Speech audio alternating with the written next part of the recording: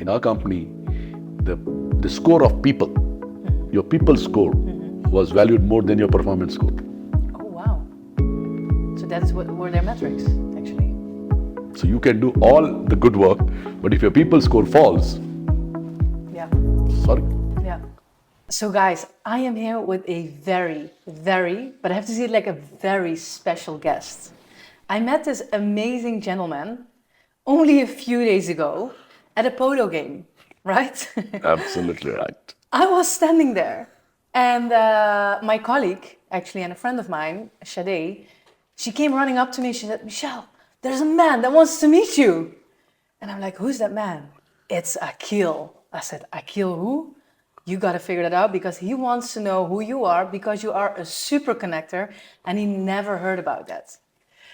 So then Akeel popped up in my sight and we started laughing and we couldn't stop. That was actually how we met. Absolutely. And we kept on chatting like for an hour. We couldn't stop chatting, very deep conversations. And I was like, Akeel, you have to be on my podcast. So Akeel, welcome from my heart to yours. Thank you. Thank you. Thank you for being here. Thank you for taking the time. For me, it's always very important. Like I only work with people and I only interview people that have a really warm heart. So I got that feeling with you. That is why you're here. And I want to ask you, what is something that really warms your heart? I think, first of all, thank you. Yeah. And I think it's amazing that in a matter of 72 hours, we are sitting here and talking about it. It never happened with me, by the way. Even though people do tell me I'm very extrovert, but I do take my time. But I think there's something special in you, which I think, made me to spend almost, I think the whole evening we spent with you and your lovely team. Yeah. In fact, I think on the way back, we traveled together also with both Benjamin and my friend, Henry. Henry. Yeah. Yes. Yeah, the man who was making waves actually.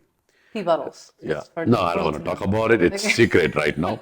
So I think it's crazy. So the reason what makes me feel warm or warms my heart is people being honest. And one can learn that while having a very simple chat. Like for example, when Sarah came and told me that I'm going to introduce you to somebody who's a professional connector. Yeah. And I was like, does it something like that exist? And that's how I came and met you. And when you told me what you're doing, I was very intrigued to understand exactly what does it mean. And took some time actually to know you and your team. And I must say, it was like as if we know each other from a long time, the kind of discussion we were having. So I felt very warm and very appreciative actually, the way you were treating me, and it was so nice. And it's been some time since I went out for an event like this. So I think it was absolutely wonderful. Amazing. Well, you came also at the right moment. Actually, for me, it was my first polo game ever.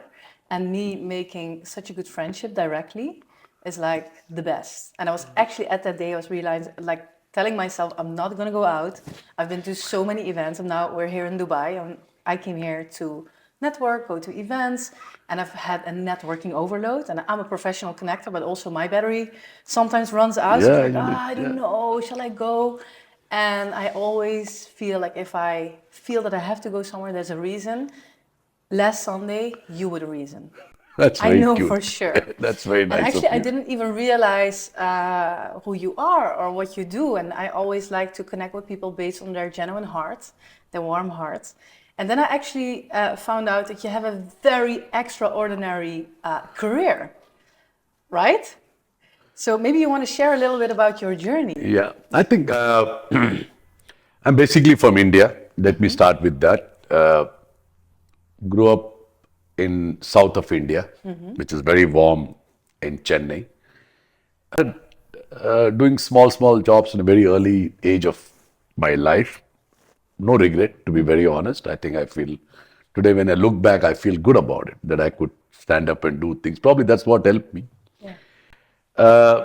Did multiple jobs, let me put it that way. But my last one was the most memorable one. I spent 26 years with Coca-Cola company. Around 15 years in India. I did various jobs, various roles in India, traveled to almost the whole country. And last 11, 12 years, I was with Coke in the Middle East. Okay. So first I was a CEO for Bahrain and Qatar. And then on 2019, I moved in here as a CEO for Bahrain, Qatar, UAE, and Oman, handling the bottling business. Now, bottling business is the most complicated part of the business. So you have local shareholders, you have a company, you have Coca-Cola company. So I think that was a very interesting phase here. I think they say it runs in my blood because you've been with them for 26 years, you will have everything about it.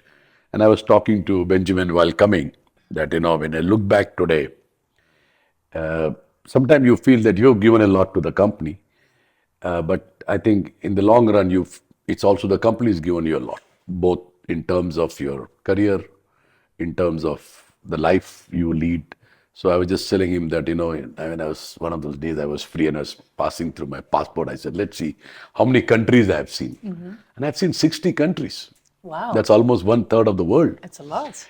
And it's purely because I had a role like that, and we were going around. So I think that was the professional career. It's not stopped there. And then, of course, last year I took a call to saying that let me take a break. And it was the same job I'm doing again and again. I thought maybe I'll do something else. So I took a retirement. We call it a voluntary retirement. And then I was searching what exactly I like.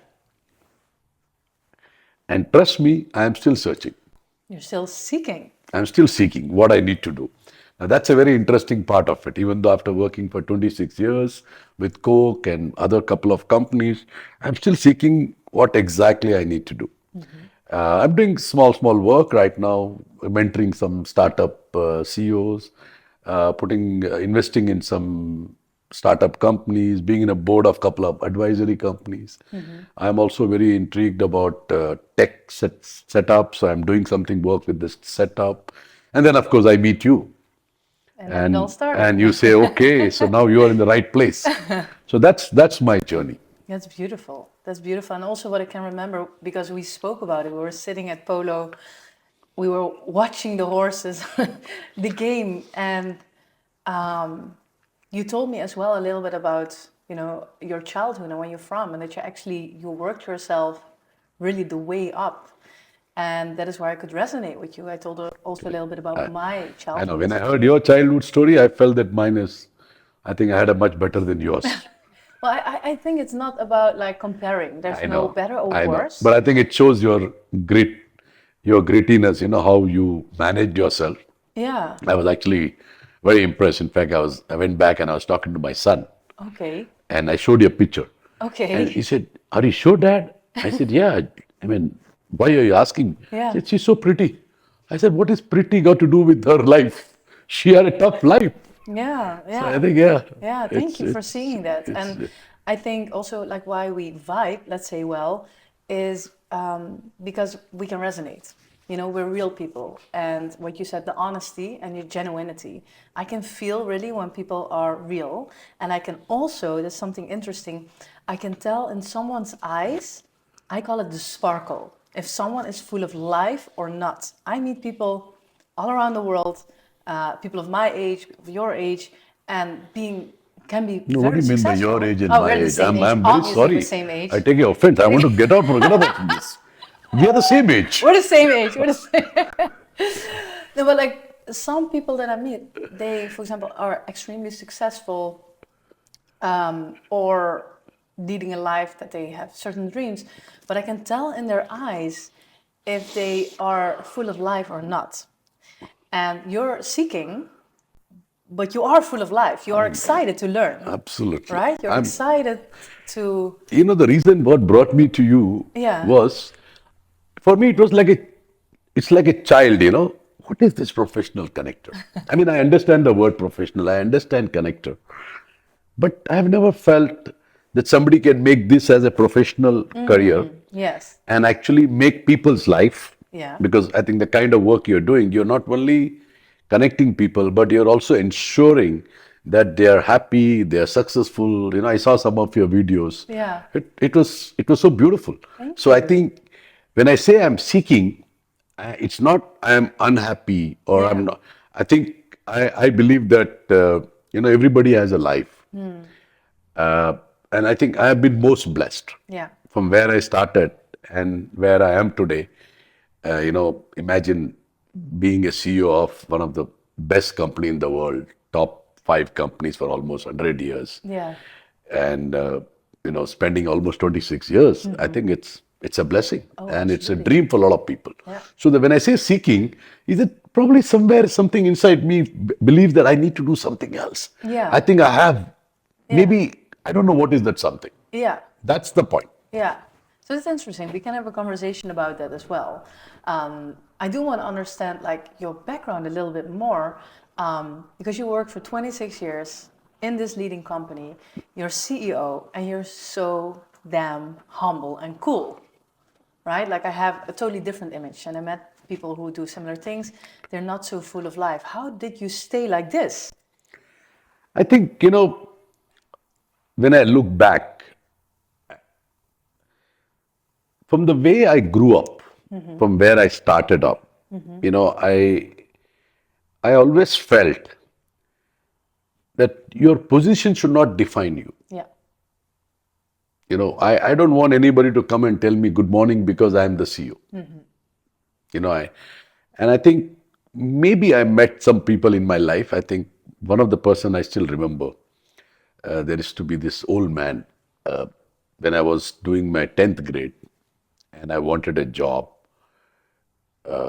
I met him. He was 75 and he asked me, I never knew. I thought he's an old man. I never knew how rich he was. Okay. So he told me, I don't have a job right now, but whenever we have, we will call you. So before I could reach home, those days you didn't have mobiles. So called up my mom and said, tell your son tomorrow morning to come there. I mean, and he had a black color Mercedes Benz. I'm talking about our time. Okay. So, and When we were young. black color Mercedes, and he made me sit there and told me, I'll take you there. And then he told me what all he's doing it. And actually, that probably stuck in my head. Just because you have money or you have fame, you don't need to underplay anybody. You can still give the same respect. And uh, you know, I mean, my name in my company was I was more of a people's man. In fact, the last assessment which we had, I was told that I should do a HR job Oh, because I'm interesting. more of a human connector kind of a guy. Uh, but that does not mean that I was not tough when it comes to work. I think, I mean, let's be upfront about it. Otherwise, you can't sustain for 26 years True. because you have to perform, you have to deliver. But maybe my way of when it comes to my own personality, I never try to overpower my CEO power on anybody. Yeah. Probably, for me that was not the reason. I mean, I would go and eat with my drivers, and I will spend more time with them than for me that was much more enriching Yeah. than going and having dinner with people in the five-star hotel. Not that I was not doing it, but I think if given a choice, I would prefer that to connect Yes. more with people. I think probably those experiences of life Yeah. made me to be like that. I mean, I didn't take any extra effort for it, but I think it's like that. It's interesting. I told you when I met you about my like journey in my career, and that I worked as a business development I know. manager and advisor for a big corporation in South America that has different franchises. The owner of that company, which is a very good friend of mine, showed me, also good-hearted, showed me a different way of doing it. I can remember the first day that I came into the office. So basically, how they found me was very interesting. I was before that job, I was a director of a educational institute for security and safety risk management trainings. Wow. I was very young, at 26. I did this for the Did you do a Caribbean. professional course on that?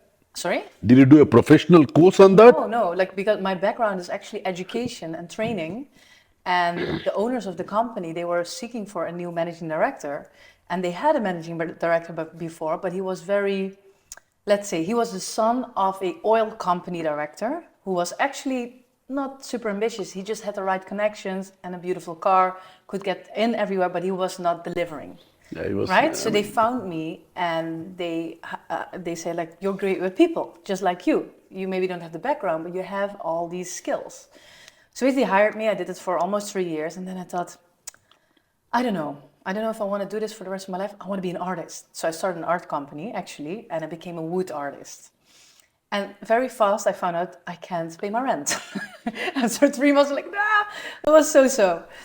So then I started networking a bit, and then I found a lady. She was the director of Marriott Hotel in Suriname. A Chinese lady, Lisette. She said, "You're amazing. You gotta meet Arun, the owner of that company. Do you know him?" I was like, "No, very famous guy." I was like, "No, I have no clue." So I go to the office there, and I walk into the office, and a big boardroom, very formal. He was sitting at the head of the table. Lisette was sitting next to him. Welcome. And I walk in. It's like, "Hey, Arun, I'm Michelle." And he starts laughing because in Suriname it's very formal and like a big hierarchy, let's say. She's like, "Who's this girl? Like, who's this woman, right?" I thought, because I just wanted to make money, actually, I was not super ambitious. I was just an artist, needed to make more money. He said, he's asked me, "Tell me, who are you? What do you do?" and stuff. So I told a little bit about myself. He says, "I'm gonna work with you." I'm like, "Okay." He says, "Can you leave the room?" I left the room. Then in half an hour, he was, I don't know, discussing what he said about me. I came back. He says, "I want you to be our new business development advisor." Like, I have no clue even what is business development, the word. I was not in the commercial space really in that sense.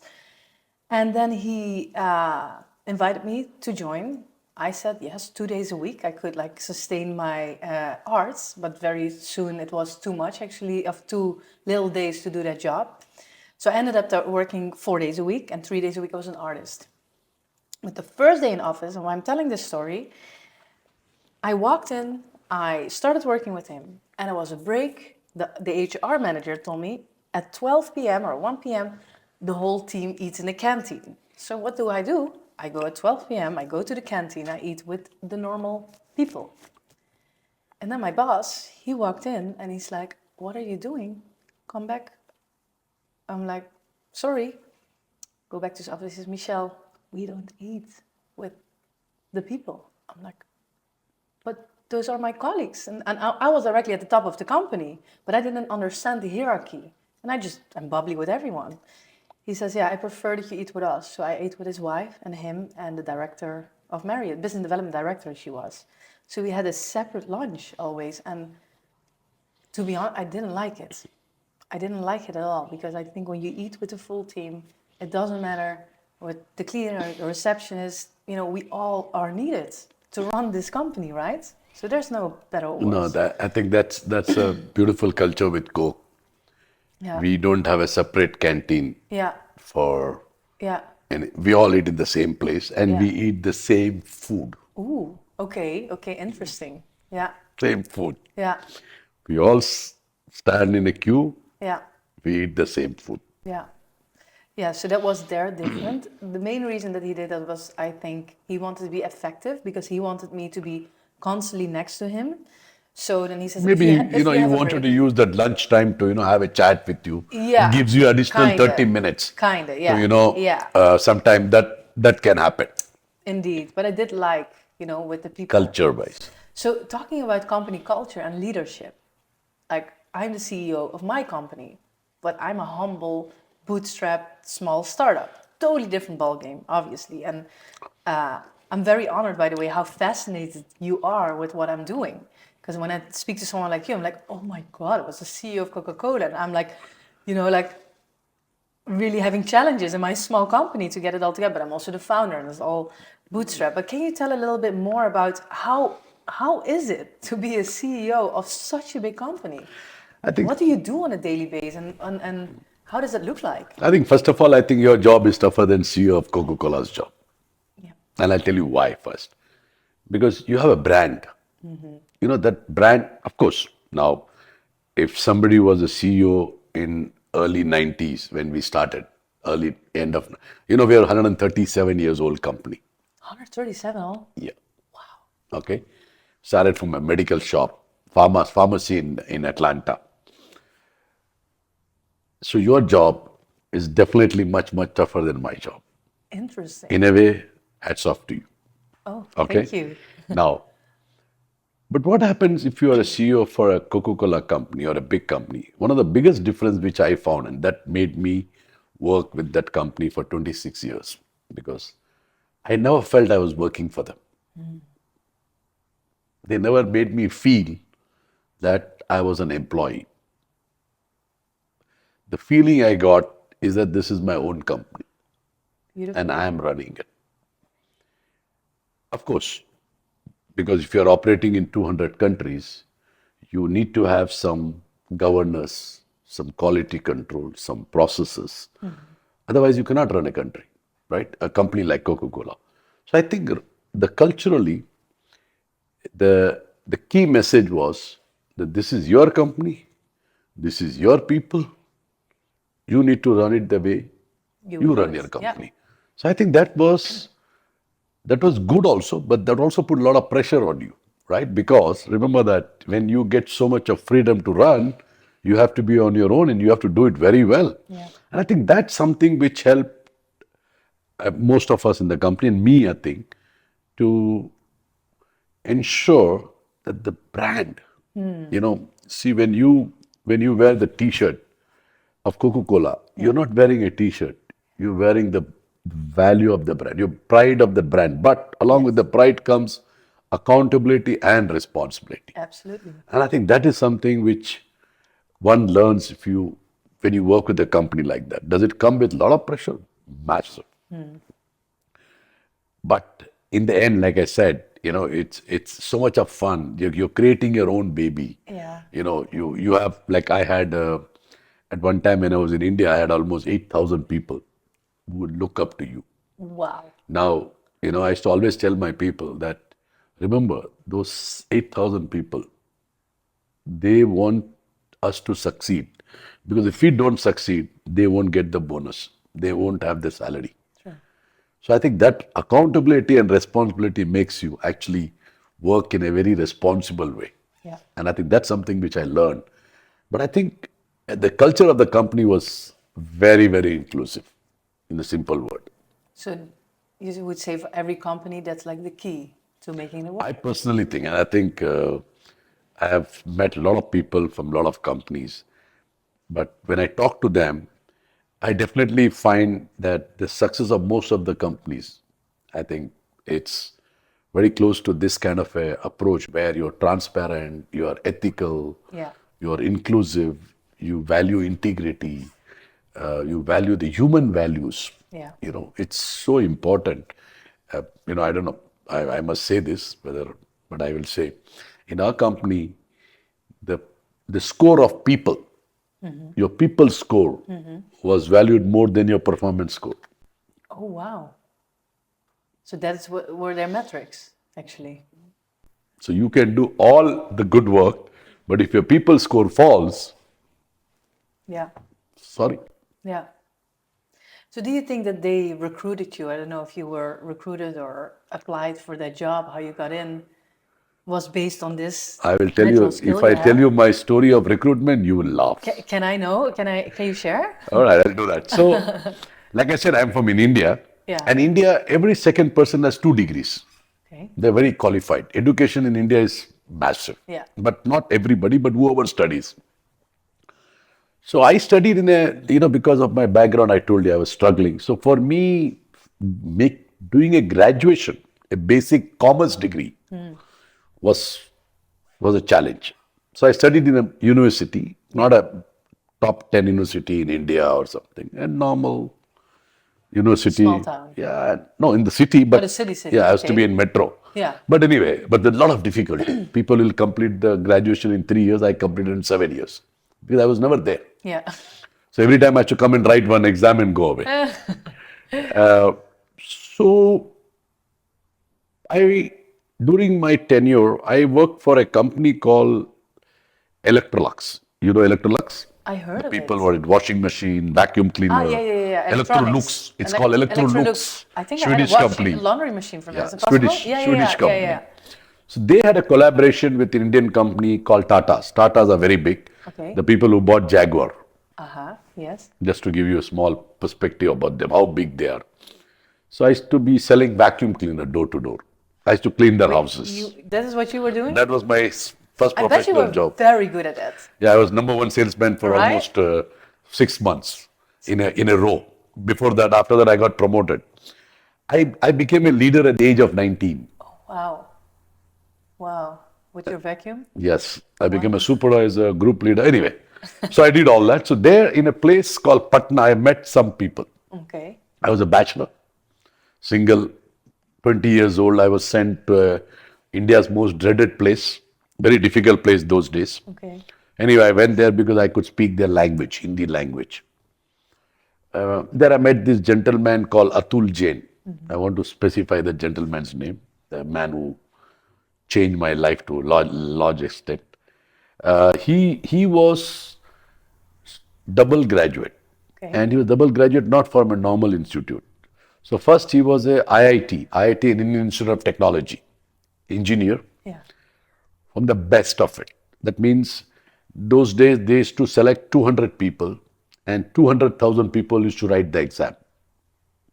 So the ratio was out of 200,000, they select 200 cream la cream kind of people. Wow. After finishing that, he studied in IIM, Indian Institute of Management. It is in top 10 management institute in the world, Wow. not in India, in the world. So after working there, he joined Coca-Cola company as a brand manager for a brand called Thumbs Up. Thumbs Up is a Coke brand which we acquired in India, Which is really good. which is number one brand in India. Love it. In spite of almost of 25 years we have been there, the number one brand is Thumbs Up. He joined there. So when I moved to Chennai back after my work, he was there in Chennai. We were friends. We were Yeah. very good. Now also we are very good friends. So one day he called me up and said, "Listen, you want to join Coke?" I said, "You've gone crazy. You're at IIT and I am. With great difficulty, I've done my college." He said, "That's not your problem. I've set up an appointment for you at 4 o'clock. You have to meet this gentleman called Baring Olafsson. He was an Icelander. Sounds like it. Yeah, he was an Icelander. Yeah. Tall, 6 feet 7. I met him in Taj Hotel. My interview lasted for 3.5 hours. Wow. In 3.5 hours, I could see tears in his eyes. He told me, I will get you a job in this company, but this country is a big problem." He said, "Because they only look at degrees here. And yours is not very good, but I will fight." Anyway, it took him almost 6 months to get him a job, but he did get me a job. Wow. So I was a 93rd or 94th employee in Coke in India those days. Coca-Cola came back in 93. We were kicked out earlier. Okay. So 93 we came back and I joined in 97. I was 93rd employee. That's how I That's joined Coke. impressive. That's very impressive. So, in what position did you start? I at? joined as a franchise manager for a city which I was staying, Okay. Chennai. Because I can speak the local language. Yeah. I knew the place. Yeah. So, but I was not from this industry. I was selling vacuum cleaner. Yeah. Totally And I different. came to sell Coca-Cola. Totally different. Completely different. I had no clue what is this. Totally different. So, how was it for you, the transition? I think initially first 1 week I was, I didn't know whether I able to do it. But then ultimately I realized it's all about people. Yeah. It's all about product. You learn the benefit, you understand that, and then you interact with humans. Yes. So, because my role was not at the lowest level, I was in the middle level. I Yeah. did not join at the Yeah. bottom of Directly the. management. I was the middle manager, Yeah. you can call it. Yeah, yeah, yeah. So, So, how did you work yourself up to becoming the CEO of the region? I think I actually never dreamt I'll become a CEO. Let me be very upfront about it. Yeah. I mean, never. I mean, Biggest nightmare, but you became it. I did become. I sometimes look back and think that But I mean, I won't take away. I won't say that did not deserve it. I am also not that pious or humble. I personally felt that I worked very hard because one thing which was very clear, it's small anecdote I will share with you. You have time? Uh, we're, yes, Okay. absolutely, we're here. So one anecdote was, when I joined that company and when I went to take the letter, the guy who was supposed to give me the letter, his name was Neeraj. He told me, listen, I have your letter, but we have a problem. I said, what is the problem? He said, the head of HR of Coca-Cola India wants to talk to you before giving the letter. I said, why will head of HR talk to me? He said, I don't know, Akeel. So I said, what's her name? He said, her name is Cynthia D'Souza. Go back a little bit. In Eureka Forbes, one of my favorite boss was a lady called Cynthia Roy. Okay. Two Cynthias. No, her name was Cynthia Roy. This is Cynthia D'Souza. Okay, yes. I don't know after she left where she went. She left before I left. Yeah. When I left, she didn't know where I went. Okay. So she picked up the phone. I was given the room to go and speak in the room. She picked up the phone and she said, Mohammed. Now, there's only one person in the whole corporate world who used to call me Mohammed was my old boss called Cynthia Roy. Now Okay. she's Cynthia D'Souza because she got divorced. That's the bridge. So she told me that, Mohammed, I know you.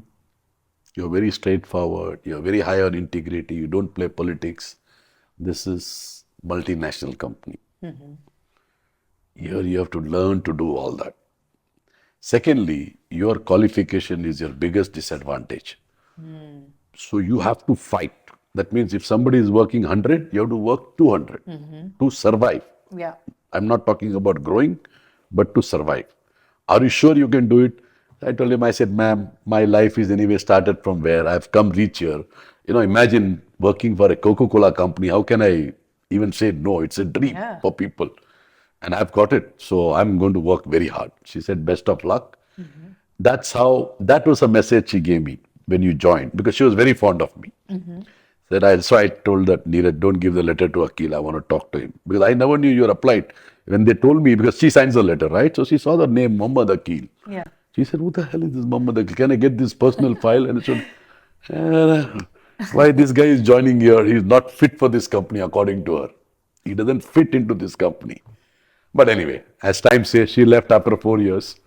I worked for 26 years. Wow. I think one of the thing which you can say, I never looked at it that I have to be promoted. Like I said, I felt that I was doing my job with a lot of passion. By nature, I'm a very passionate person. I can tell. I, I don't do anything half-hearted, Yeah. and I love what I was doing. And the second thing, if you remember, I told you in the beginning, I found the company was giving huge respect, and there was so much, when it was like, it's your company. I think that helped me to work, grow, Yeah. and I think, of course, I had my own times. Not that it's always up. I mean, in life, Yeah. it's never like this. It's always like this. So I also had my ups and downs. But I had some amazing colleagues, my bosses, who actually always encouraged me to do the right thing. And so that's how I grew. But I think one of my other famous quote in the company was, I never work for my boss. I work for my people below me. Oh, I love that one. I I never, love that one. I never did what my boss wanted it. Sometimes that pissed them off, but I always did what is right for my people below me. Yes. But it worked. It worked, and it worked for a long, long time. Of course, sometimes you have bosses who don't like it. Yeah, of It's okay. course. You can't be right every time. Yeah. So I think that was the philosophy that, like I told you, that you have 1,000 people looking up to you. They are more important than one person you are looking up to. Yeah. That's beautiful. So basically you were an entrepreneur within the company, Absolutely. right? You had your own unit and doing all these things. So like if there's any like CEOs listening right now, right? Or people like me who are like building their own companies, what is like, based on all this experience that you have, I think the key factor to becoming successful? I think if I sum up my life in a simple way, I think I would say that one, you should be passionate about what you're doing. Two, you should be honest. Yeah. Third thing, which I think is very important in today's work, which I think is very critical, is to ensure that you're transparent. Yeah. What happens sometimes, a lot of people I've seen, CEOs, uh, I'll use the word CEOs, they get very challenged by the people below them. I think that's not right. And in today's changing world, the most important thing is that the more you have people who are working with you are smarter than you, Yes. your chances of being successful is Yes. much more. But what happens is that we all feel very insecure if I have a person who's more smarter than me, because you are thinking that that person will take my job. But let me tell you, if you're not smart enough, forget about that person. Somebody will anyway take your job. Absolutely. So how does it matter? No, you need to collaborate. So this is the simple mantra. Yeah, I love that mantra. Can we put it like on a poster, like a motivational quote for in the bedroom? I'll be very happy. No, You start an Instagram with all your quotes. I, I don't use it much, but yeah. We'll set it up. We're gonna set it up. I'm gonna ask my team to help you with that. But I think that this is what I would do. But one thing you said, okay, so like to summarize it, the key to becoming successful is to be transparent, right? To be honest Passionate. and passionate. So, what is the difference really between honesty and transparency? Okay. Because they are connected, It's right? connected, but I think it's a very good question. Now, let's say, first let's talk about transparency. What is transparency? Transparency is that your what is your vision? Yes. If your vision is not known to your team, Yeah. right? And why it is not known? Because you don't want your team to know that you're going to become a $1 billion company. Yeah. They won't play an important part to it. Yes, absolutely. What is honesty here? Honesty is here that how you're going to do it and what is going to be your communication. Sometimes what happened, we are transparent, but we are not honest. Yeah. A lot of time we are honest and we are not transparent. Ooh, I like that. So Yeah. that is where I think these two words are very connected. You're absolutely right. And both need to be used or followed in a way which actually helps both the organization and the people. Yeah. That's what I would say is the difference. Beautiful. I think it even applies to personal life. Absolutely. Let's say family life, relationships, Anywhere. friendships. Anywhere. That's a very good one. Very good. Can you share with me an example of a situation that you've been in that you knew that it was the right moment to be transparent? So I can imagine that within such a big company, there's different interests, right? And some information can be displayed to the bigger crowd and some not. But you as a CEO are maybe in between the people, and sensitive information potentially of the company. Was there a moment that you were challenged to, like in between these two group of people or different interests? There are many incidences, but one of the most challenging and I think the difficult one which I felt was, we were hosting a World Cup in Qatar, last World Cup, football okay, World Cup, yes. FIFA. Yeah. And it was coming under my territory. So you can say I was in charge of the Yeah. FIFA World Cup to a Wow. very large extent. Wow.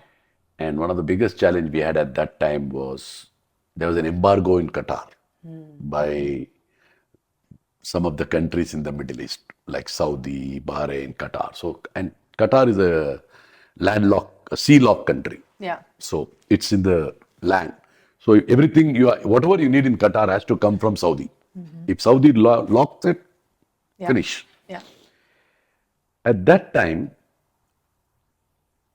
I have to take a call exactly how we are going to serve the market at that time.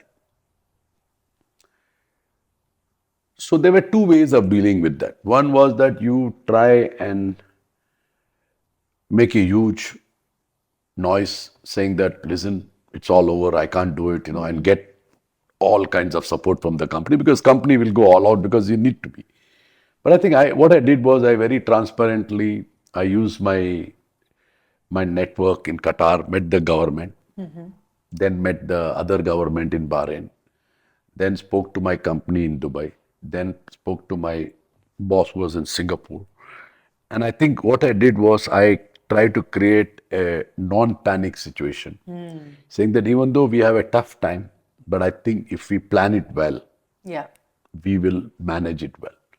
Now, the reason I'm using this example as a transparency is because there were multiple partners here.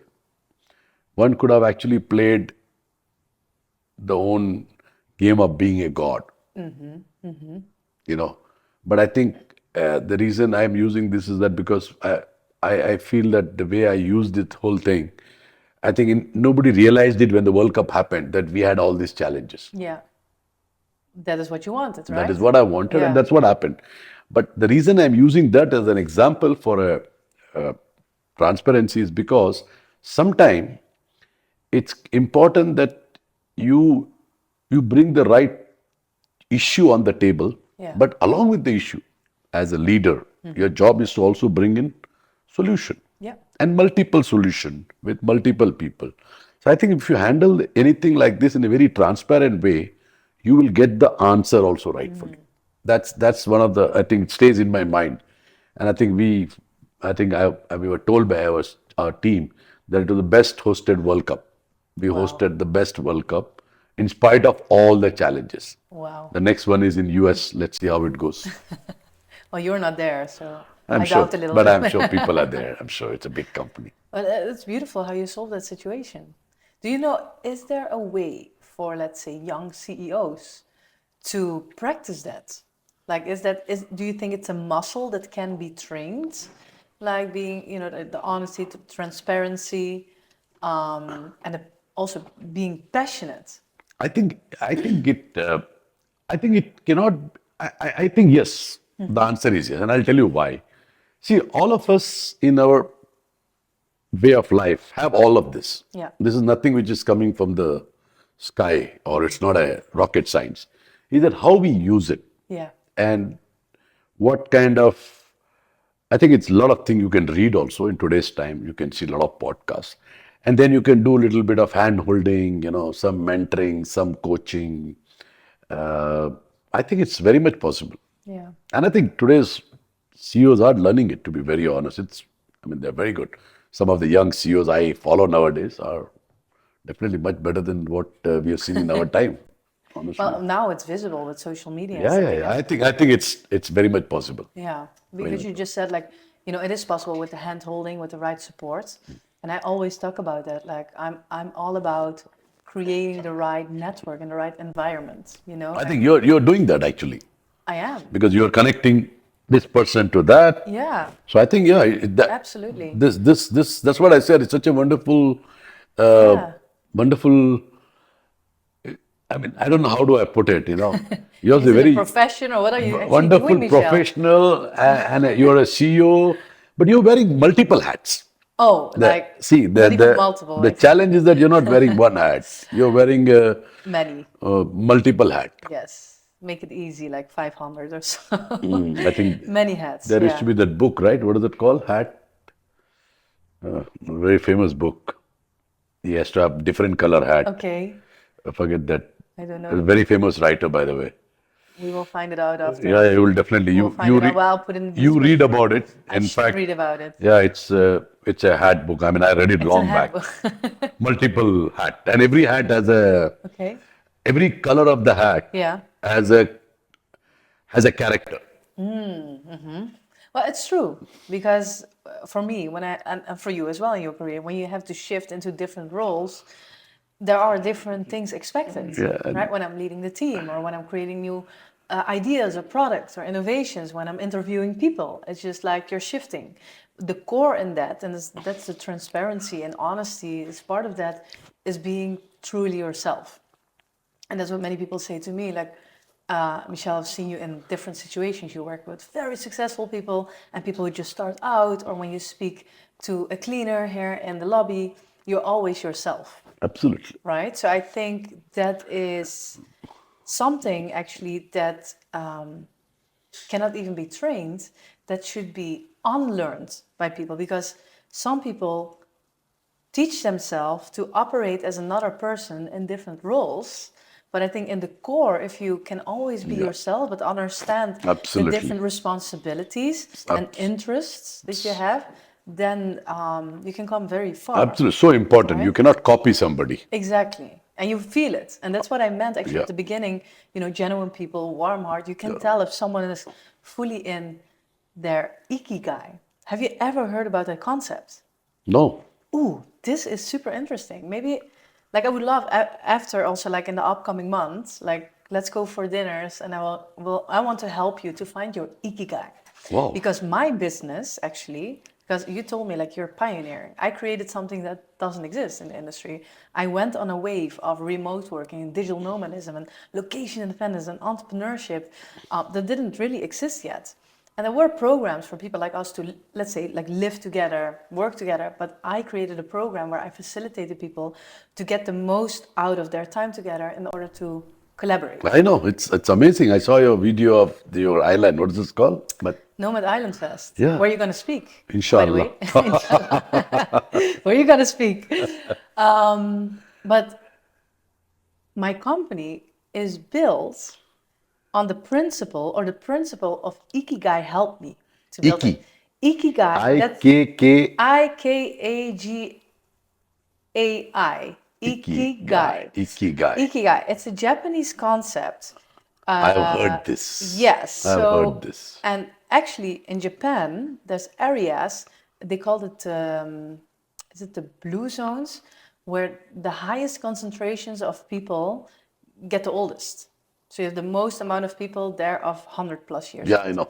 And they did research on it. Why do these people get so old? Besides, like good air quality, good food, moving community, they all live within their ikigai. And the ikigai is basically finding their purpose. And that's so interesting because you are now, let's say, seeking or exploring, like, what is it that really drives me? Very nice. Very correct. And the ikigai is a combination of three things. Is what is it that you're naturally really good at? What is it that you're really passionate about? And what is it that the world needs? And then also can monetize. If you put these three things together, let's say three circles, you get in the middle a small circle where you have the overlap, and that's the ikigai. And that is where my company is created. Because when I started this, actually, and I told you a little bit about this, like, how did you start? Like, my background is in education and social work, totally different. Then I moved from the Netherlands to South America. I ended up working in corporate. I became a director of a training institute. I did art. I did all these things. But in my bones, I felt I want to travel the world. There's so much out there. I felt I need to go. I need to see places. I need to meet people because you don't know what you don't know. So when you look back, you should be very proud of it. I am. And I'm also proud of you. So we're proud of each other. So Yeah, I feel it. it's That's so why we're amazing. here, You're doing it right? what you're loving it. Yeah, exactly. But I didn't know until a few years ago when I found out the concept of ikigai, because, So who's your ikigai? well, what I'm doing right now, that's my ikigai. That's your The ikigai. purpose Okay, the of purpose. connecting people That's your in ikigai. order to help them find inspiration, collaboration, and So it's not it's not a person, it's a No, purpose. it's a purpose. It's Got a it. purpose, Got indeed. it. Got it. Got it. So what I did, so like when I decided I want to travel the world, I want to be location independent, I basically started like this, literally, because if people want to make money and still travel the world, mostly they do that when they, like, online. You can make money online, an online job or be a freelancer, whatever. So I literally Googled how to make money online and where can you make, good You money. Google that? I literally Googled that. And what did you get? I found Facebook ads, doing Facebook ads management for other companies. I'm talking about 8 years ago, 8 years ago. And now I'm not good at it anymore. Like, it changes so fast, the technology and the strategy. Now there's only one answer you'll get. Buy cryptocurrency. Yeah. I wish I bought it then. I wish I bought it then. See, I tell you, I'm choosing the wrong thing. I always hear this. And I always say you should never feel bad about it. Because Yes. then your life you'll never be happy. Yeah. I wish I would have bought this house at $100. Today it is $1,000. Yeah. I wish I would have bought a crypto at $10. It is $100,000. Yes. Well, I prefer to not talk about it, Yeah. but I don't regret anything. Let's say it like that. But what I then did, like, I taught myself digital skills. So I got my first clients. I worked very hard. I taught myself skills that I didn't have. And yeah, I got my first clients to build like Facebook ad campaigns, websites, social media strategies, everything marketing. I did that for roughly a year and I found out, okay, this is cool, but I miss working with people. The only climax I had in my job, let's say, because I had different clients, and like, okay, we're going to do this campaign, and how much, what were the results, and what is the money that you brought in? But I was not interacting with people like this anymore. So while I was living in Bali, many people who work online, they live in Bali. I have the beautiful dream life. I have, like a beautiful Instagram, all the beautiful photos. But while I was doing that, I was making money online. I started feeling miserable, actually, because I became very isolated. It was me and my laptop. I was working, and then I went out in the evening and I was partying. But it was not so much like, hey, what are you actually working on? What do you need? How can I help you? So I started talking with many people, and openly share about that. I started feeling lonely and depressed while I was building this because I didn't have a support network basically around me, even though there were people working online. I interviewed 40 people asking, okay, what are you doing? What are you building? What are your struggles? I feel like this. Do you feel that as well? And I found that many people also didn't have their support network. And I loved it so much to listen to their stories. And while I was actually listening to what everyone was doing, I started connecting people. I'm like, oh, wait, you I do think yeah, that problem marketing solve for is a e-commerce. yeah. I know someone who's building an e-commerce business. You should chat. You should chat. And I loved it. So in that period, I read about the Ikigai. And then I got more and more clients and I thought, okay, what do I want to do? Do I want to grow a marketing agency because I couldn't do it myself anymore? Is it for me what makes me really happy? I became okay, good at it. But like, okay, let's stop, let's pause, let's go offline for 5 days, which is very hard for people like who work online and are like location-dependent entrepreneurs and digital nomads. I grabbed the book, The Ikigai, like about the concept. I went to Uluwatu, it's a part of Bali, it's like more remote, and I was sitting on the beach 5 days, me writing. And I did like, I wrote pages full with like, okay, what do I like? What do I really like? So that's maybe a great exercise with you. So I would love to go with you to the beach and do that with you. What do you really like? What are you passionate about, right? And what are you naturally good at? So something that you think, for example, you're really good in managing people. You have the people skills. You see their talents, what they I need, can how they can find it, support yeah. each other. And you think like, yeah, but that's easy, right? Anyone can do that. But that's easy for you. That's not for Not for everyone. I right? For agree with you. everyone, right? So I mapped out what I'm naturally good at, what do I really like to do, and what does the world need? And at that point, like a lot of people started working online, became this more disconnected. People need connection. People need energy from other people. People need support and inspiration. People want to be together because these kind of people always say like, oh, I escaped the 9 to 5, so they don't have the career like you. They travel the world, but you get disconnected from your family, from your friends, relationships, even though you have great experience, but it is pretty lonely sometimes. So I put it all together and I looked at it. I looked for days at my map out. And then I thought, okay, I need to create something for people like me. I don't have to do any market research because I am struggling actually with the same things that these people said. And I'm passionate about bringing people together. I do that easily. I love entrepreneurship. I love innovation, startup, human development, education, lifestyle, freedom. And I thought, you know what? I'm creating something for people like myself to help them connect. And I can be fully myself. I don't have to go Yeah, into it's the because you're office, passionate about it. right? So I found my ikigai. And the cool thing was, okay, how can I monetize it? Well, I started with, actually, I had a travel company. And originally, we were a travel company. We did road trips. It was called then the Nomad Escape, road trips for digital nomads. Escape the 9 to 5 or escape your home office or whatever, right?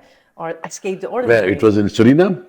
No, this was in Bali. I made it up. So from Suriname, I moved to Australia. Yeah. I lived in Australia for a year and traveled around. And I worked for a travel company with backpackers.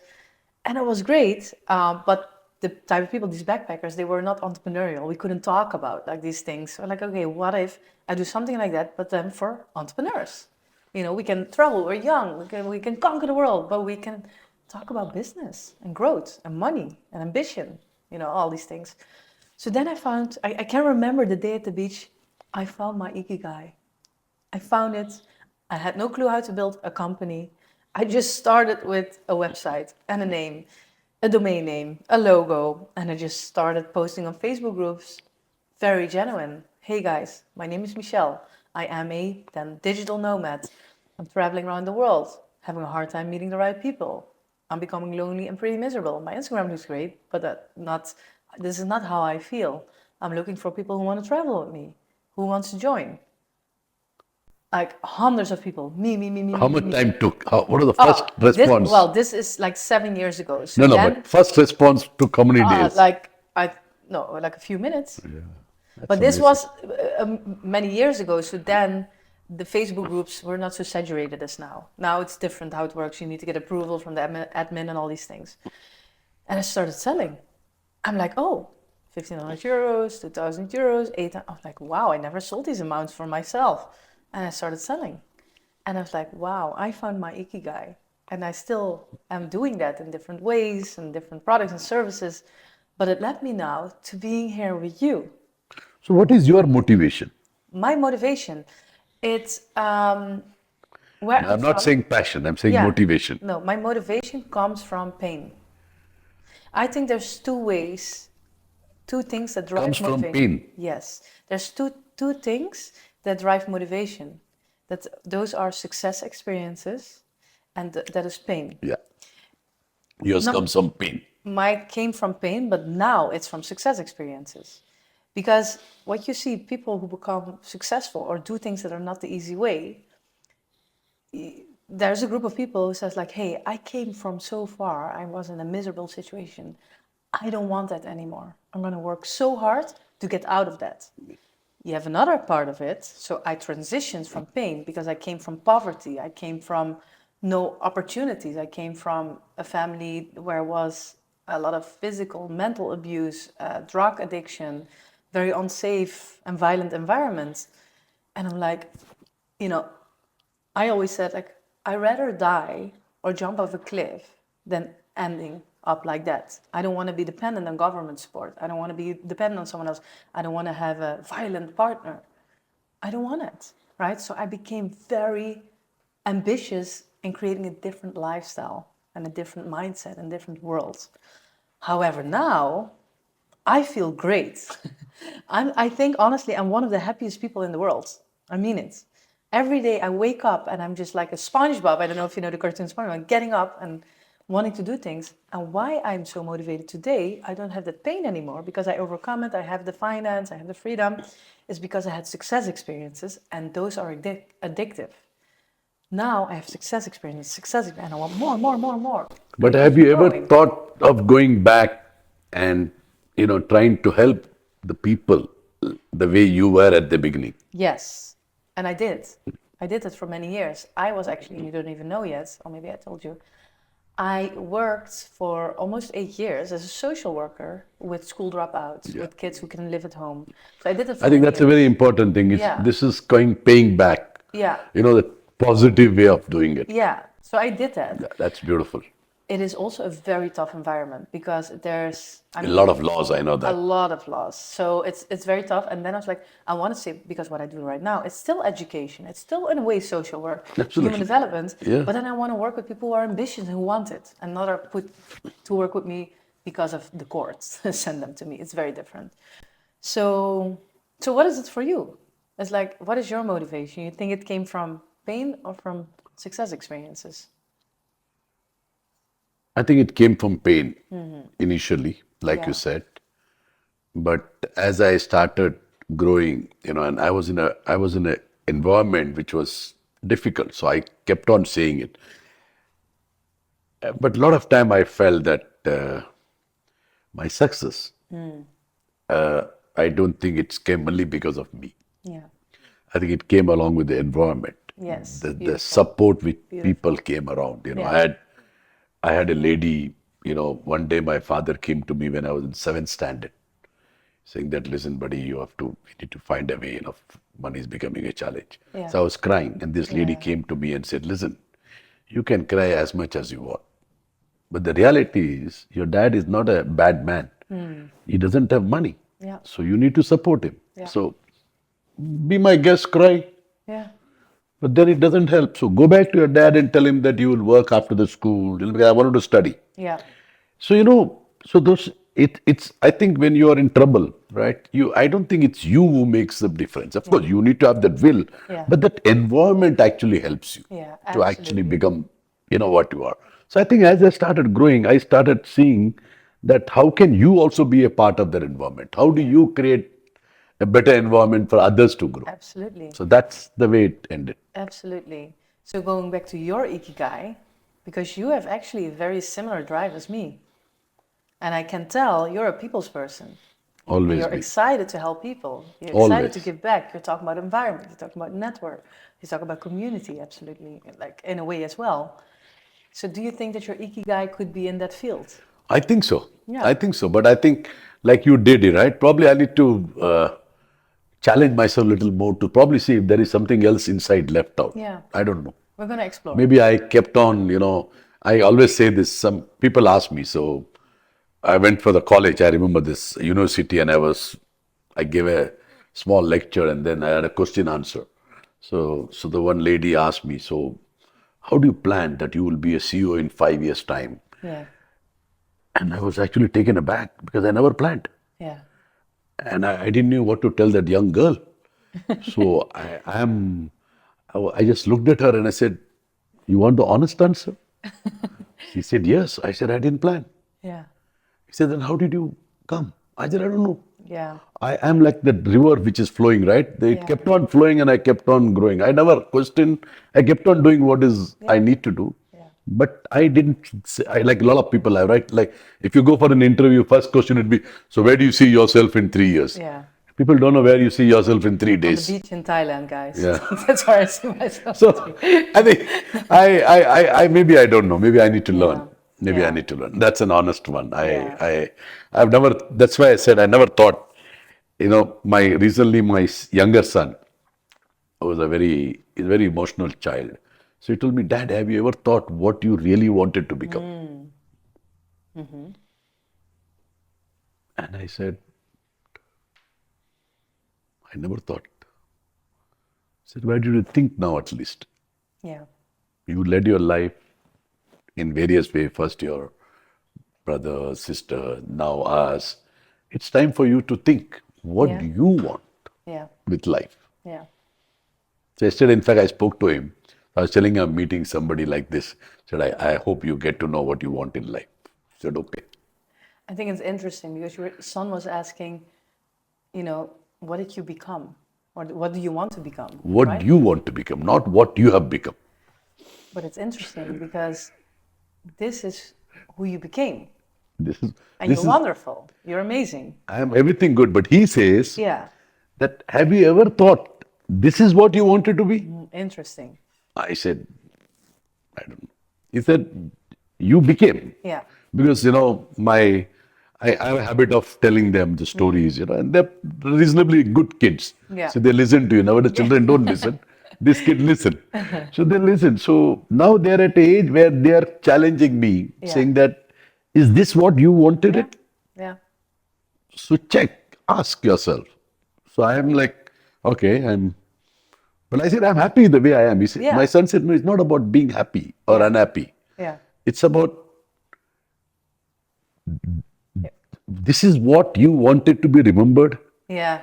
This is what you wanted Oh, to that's be what he means. It's on your. interesting. It's This a kind is of like rich legacy. you yeah. want This to is leave what you want to behind. leave it on your graveyard when you go. Ooh. So okay, going there. So thank you. What's the name of your son? Eddie. Eddie. Eddie. Thank you, Eddie. This is a great question, Eddie. Yeah, Eddie has a lot of tough If questions. your aunt would come, what would you like to have that people would know you for? Correct. That's what he said. He said, and You don't have the answer yet. You would No. say. So Eddie's the guy who keeps on challenging me. That's good. He would be a great podcast host as well. He's an actor. That's why. He's that's the why. one. He's the one in Juilliard. I think I should invite you in the future back, and then we're going to talk about what you became or what are you working on at that point. I'm very curious. Yeah, I don't have an answer for it. So if you No, but ask that's me, why we're gonna come I back in the would future. I would come and talk to you like this I only. would, I yeah, don't no, we know. can do this. Like I can do this every day with you. That's not the problem. Like we just put it on. That's Yeah. fun. Okay, the final question. We're gonna wrap up slowly. Thank you. What do you think? Because my podcast or the episodes I'm making, I want to show people about the concept of like wealth and global freedom, right?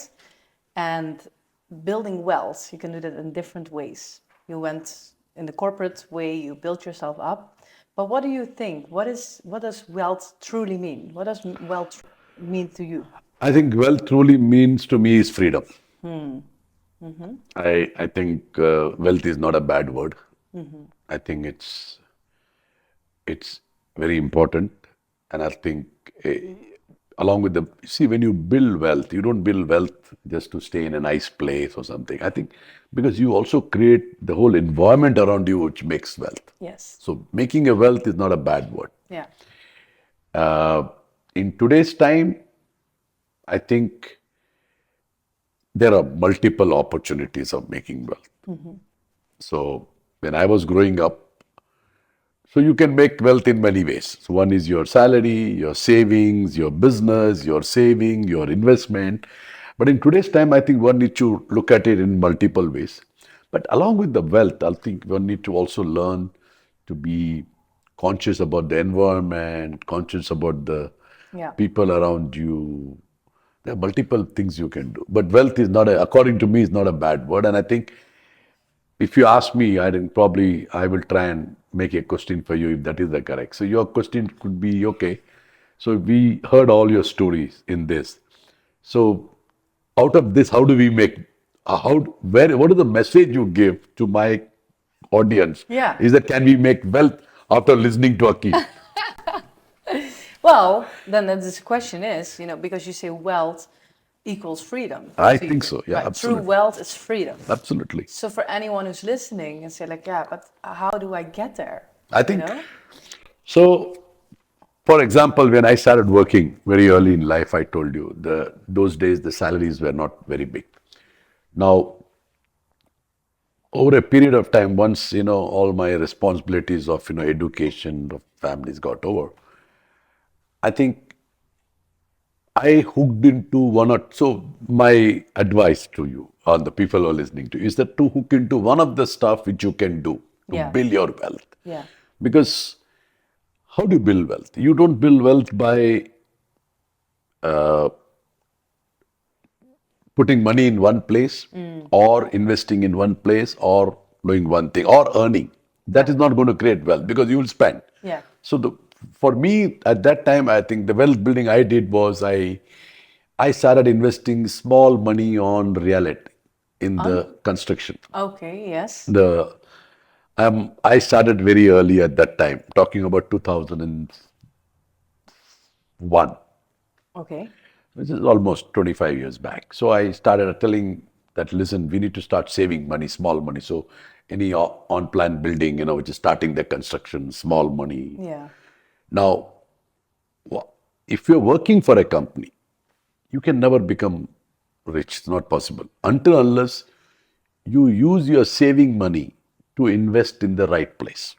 Interesting. Yes. Now you can have today there are multiple opportunity you have to do that. But you have to pick up one passion which you want, you believe. The question today is you talk about Bitcoin. You did not buy because you did not trust. You did not understand what is Bitcoin. Yeah. Today you understand. Exactly. But at Yeah. that time somebody came and told you, listen, I wanted to buy Bitcoin, it's $10. What the hell is Bitcoin? Yeah. Exactly. No, they're going to mine only 500,000. But excuse me. That was exactly my reaction. Yeah. Yeah. But over a period of time, now we understand. So one needs to pick up that passion, what Yeah. you have, who understand. And I think that's the way you build the wealth. But I would say this is the best period in terms of building wealth. We are Yeah. in a world which has All the opportunities. all opportunities. And I think, like, for example, your own organization is doing so much to help people to build the wealth, Yeah. Yeah. Helping others. helping Bring others. value of Very others. absolutely right. Yeah, amazing. And I'm so excited to help you. Actually, we should do a whole series around you finding, like we're gonna call it Akeel finding his passion. People will get bored. No, no, we're gonna make a separate series about Only you. you and me will talk then. I love that. Akeel, thank you so much. Thank you very So much much. fun with Thank you very No, much. really, your story is really touching. I can only imagine where you're coming from and how you built yourself up. The story with your father, that you're now yourself a father of two sons, and one is like in the most prominent acting schools in the US. The other one is like The, challenging you. Oh the no, it's the only the same only one. thing I've told him that you need to ensure that we walk on the red carpet. Exactly. We are, But wait, tell him we are also waiting for it. bring me as well. Yes, Bring me. red carpet. No, that's beautiful. No, Akil, thank you so much. For other people, if they want to connect with you, or if they want to follow you, because you are helping startups and young entrepreneurs, is there a way for them to find you? Yeah, I think we can do that through you. We can help. We can Yeah? talk about it. Yeah. Okay, beautiful, beautiful. Well, guys, I had the honor to spend this hour with Akil, my new friend here in Dubai, and also inspiration, even though you don't know what you want to do at this point of your life, that can actually be a very beautiful moment because I meet a lot of people who also come to me like, I don't know what to do, but it's a blessing because it can be a new start, Absolutely. right? So you're Absolutely. not stuck now. So I wish you so much luck in your journey. Thank you very I got much. your back. And again, thank you so much. Thank you very I'm going to much. give you a hug. Thank you very much.